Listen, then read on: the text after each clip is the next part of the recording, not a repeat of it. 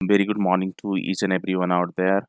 This is Prashant Kumar, and today I'm here to present a PPT about commercial paper features and its various types.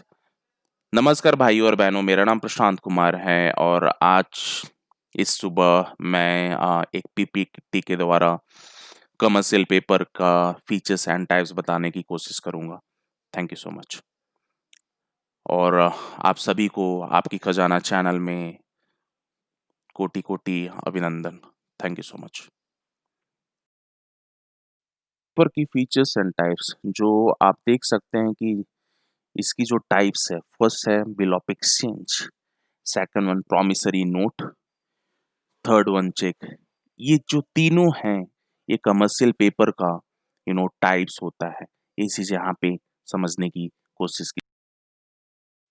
Just commercial paper is a short-term money market instrument comprising promissory note with a fixed instrument. जैसा कि मैंने previous video में बताया था कि ये commercial paper होता है, short term money market instrument होता है। ठीक है, उसी में फॉल करता है, उसी कैटेगरी में। और इसकी जो वर्दीनेस होती है, ए फिक्स मैच्योरिटी, जिस प्रकार आरडी और एफडी, आप लोग सब अवेयर होंगे आरडी और एफडी के बारे में। जो फिक्स मैच्योरिटी पीरियड होता है और विथ इन दैट टाइम हमें विड्रॉ और रिडीम करना पड़ता है बैंक से। तो उसी प्रकार कमर्शियल पेपर भी एक short term money market instrument है, जिससे आप पैसे गेन भी कर सकते हो over the period of time interest, but with a fix maturity आपको विड्रॉ भी करना पड़ता है उस पैसे को। ये चीज यहाँ पे समझने की कोशिश कीजिएगा। The issuer promised to pay the buyer some fixed amount on some future period but placed no asset, only his liquidity and established earning power to guarantee that promise। इसका मतलब है कि जो भी आप कमर्शियल पेपर जहां से आप फेच करोगे और जहां से आप बाय करोगे और जहां से आप प्रोक्योर करोगे, एक चीज हमेशा याद रखिएगा कि जो आप ले रहे हो वो तो फिक्स अमाउंट ऑफ इंटरेस्ट ही देगा। बट कभी भी मत सोचिएगा कि अगर अनसर्टेनिटी कुछ हो गया, जैसे अभी कोविड का सिचुएशन था, तो इसमें काफ़ी बिजनेस लॉस किया।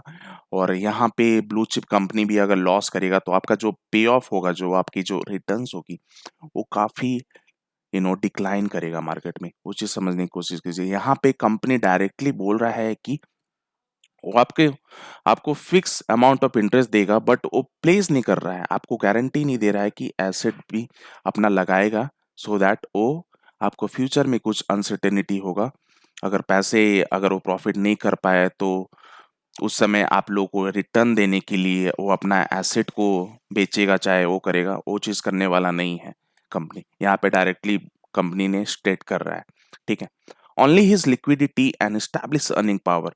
जो भी उसकी कैश पोजीशन होगी, जो भी उसकी पे ऑफ करने की जो कैपेसिटी होगी, उसी के अनुसार ही वो आपको पे ऑफ करेगा। गारंटी दैट प्रोमिसेस, बस वही गारंटी आपको एक प्रॉमिस के रूप में दे रहा है। ये चीज समझने की कोशिश कीजिए। Last and not the least, commercial paper can be issued directly by a company to investors और थ्रू बैंक्स, मर्चेंट्स, बैंक्स। ये चीज समझने की कोशिश कीजिए। जो कमर्शियल पेपर है वो आप एक कंपनी को अप्रोच कर सकते हो, और किसी भी बैंक और पोटेंशियल कंपनी को अप्रोच करके आप कमर्शियल पेपर को बाय कर सकते हो, खरीद सकते हो वहां से। ये थी इसकी फीचर्स। टाइप्स है, फर्स्ट एंड फॉरमोस्ट टाइप्स में बताना चाहूंगा promissory note. It is one of the most popular form of commercial paper and is a written place to pay money. As per the promissory note, an individual who is the maker of the note promises to pay the holder. Pay could be anyone who has the possession of the promissory note or a specific person named in the note. A note that is payable to the bearer is payable to anyone who presents it for remuneration and therefore is called a bearer paper। यहाँ पे जो समझने की कोशिश की, इसकी जो types है प्रॉमिसरी नोट, ये बता रहा है कि जिसके लिए वो बनेगा वही उस पैसे को रिडीम कर सकता है। यहाँ पे समझने की कोशिश कीजिए प्रॉमिसरी नोट का मतलब क्या है। ठीक है, ए और बी है। ठीक है, ए और बी दोनों फ्रेंड्स हैं। ए का कुछ अलग बिजनेस है, बी का कुछ अलग बिजनेस है। ठीक है, ए के पास करेंटली उसे कैपिटल चाहिए, सीड कैपिटल चाहिए 10 लाख रुपीज़, जो उसके पास नहीं है बिज़नेस को शॉर्ट टर्म के लिए फंडिंग करने के लिए। तो ए क्या करेगा, अपने बी जो उसके जो क्लोज़ मित्र हैं और जो फ्रेंड्स हैं उसको बोलेगा कि भैया आज पैसे नहीं हैं तो प्लीज़ मुझे 1 साल के लिए और 2 साल के लिए मुझे पैसे दे दे, फंडिंग कर दे और मैं विथिन दैट टाइम मैं आपको रिटर्न करने की कोशिश करूँगा। तो ये देखिए, जब हम बिज़नेस करते हैं तो वहाँ पे कोई भाई-बंधु नहीं होता है, तो दोस्त का भी कोई वो नहीं होता है, स्कोप नहीं होता है। तो ये चीज़ समझने की कोशिश की, इसीलिए प्रॉमिसरी नोट वहाँ पे आता है। प्रॉमिसरी नोट एक बॉन्ड पेपर के जैसा ही समझ लीजिए, जिस पे सारा कुछ लिखा हुआ रहता है और जो भी जो भी एग्रीमेंट बनता है दोनों पार्टीज़ के बीच में, वो वहाँ पे स्टैम्प के साथ ही बनता है। ये चीज़ समझने की कोशिश कीजिए। तो ए बोलेगा कि भैया जो मुझे उतने पैसे चाहिए, तो बी बोलेगा कि चलिए हम एक एग्रीमेंट बनाते हैं और प्रॉमिसरी नोट के द्वारा इस एग्रीमेंट को फुलफिल किया जाए। तो दोनों की एग्रीमेंट बनती है, दोनों एक दूसरे से प्रॉमिस करते हैं कि जो टाइम फ्रेम बनाया है, जैसे 1 साल है, 2 साल के बाद वो पैसे हम रिटर्न कर देंगे। ये चीज़ यहाँ पे समझने की कोशिश कीजिए। प्रॉमिसरी नोट मतलब एक प्रॉमिस हम कर रहे हैं पार्टी को और विथिन दैट टाइम फ्रेम हम पार्टी को पैसा रिम्बर्स कर रहे हैं और रीपे कर रहे हैं, ठीक है? ये चीज़ यहाँ पे समझने की कोशिश कीजिए। इसकी जो है वो चेक है। चेक तो आप सभी को पता है होगा, लेकिन मैं इसे इसकी जो डेफिनिशन है मैं बताने की कोशिश करूँगा। A check is also a form of commercial paper that is drawn on a bank. It is either payable on demand to a person specified or the holder. Since the individual or business has money in the bank account, the bank is under obligation for the amount in the account. Thus, it promises to make payment against check on accounts that have the needed money. ये चीज़ समझने की जो check है, जैसे हम let's say अगर मेरा account है और मेरे अकाउंट से मुझे ड्रॉ करना है अपने पैसे, तो मैं मुझे वो काफ मेरी राइट है कि मेरी जो पैसे हैं वो मुझे मैं रिडीम कर सकूँ किसी भी टाइम।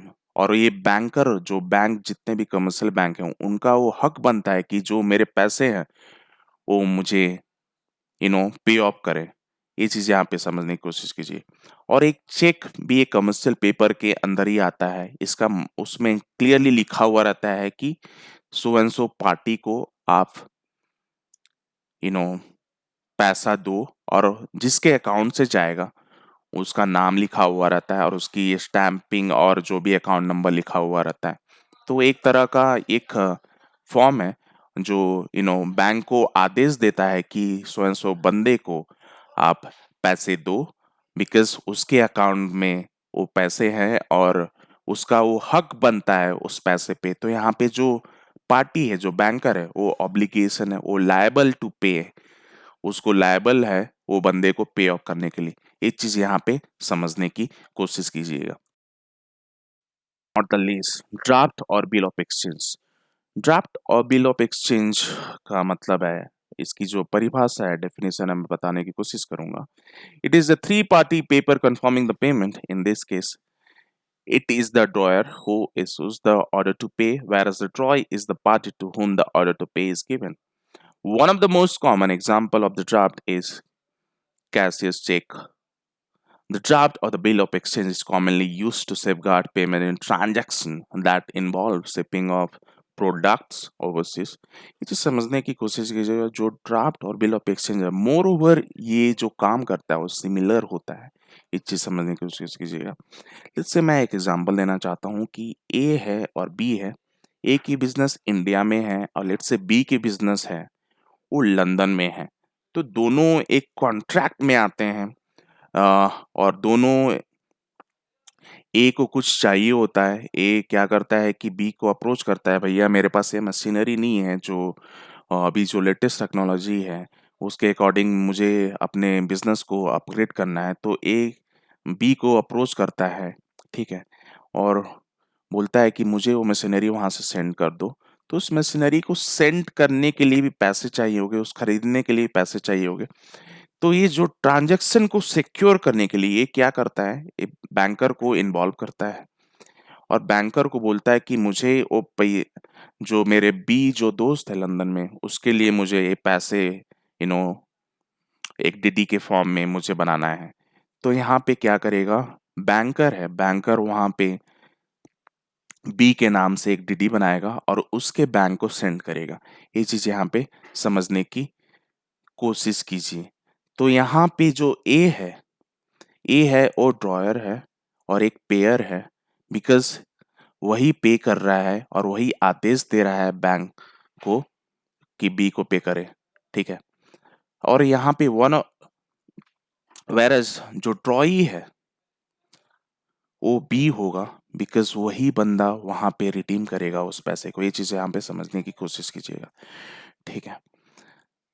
और ये बेसिकली क्यों ये ट्रांज़ैक्शन होता है, बिकॉज़ अगर इन केस ऑफ कुछ प्रॉब्लम हुआ और आपको सब लोग को पता ही है कि लोग पैसे ले जाते हैं लेकिन भूल जाते हैं और उनको याद नहीं रहता है कि, और वो उनके इग्नोरेंस की वजह से काफ़ी लोग ज़्यादा सफ़र करते हैं।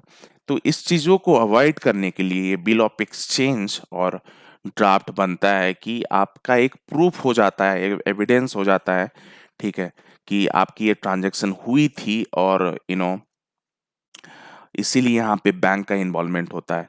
और ये चीज़ ओवरसीज़ मार्केट और किसी भी छोटे अगर बिज़नेस को भी अगर पे ऑफ करना है तो मैं तो बताऊँगा कि ड्राफ्ट ही आप बनाओ, बिकॉज़ ये काफ़ी सिक्योर है और आजकल तो काफ़ी ऑनलाइन ट्रांज़ैक्शन भी काफ़ी सिक्योर ही होता है। ठीक है, यही थी एक कमर्शियल पेपर की फीचर्स एंड टाइम्स। आशा करता हूँ जानकारी दे पाया होगा अपनी तरफ से। Thanks for your support. Thank you so much once again. This is Prashant Kumar.